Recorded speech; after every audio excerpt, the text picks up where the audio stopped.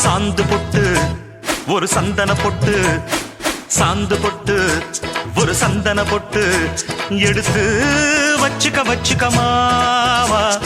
பூ முடிச்சு ஒரு சேலைய கட்டு, இனி நீ வெட்டிய கட்டிக்கலாமா.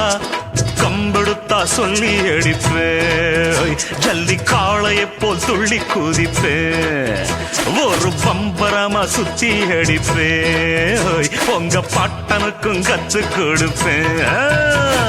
சாந்து பட்டு ஒரு சந்தன பட்டு எடுத்து வச்சுக்க மாமா.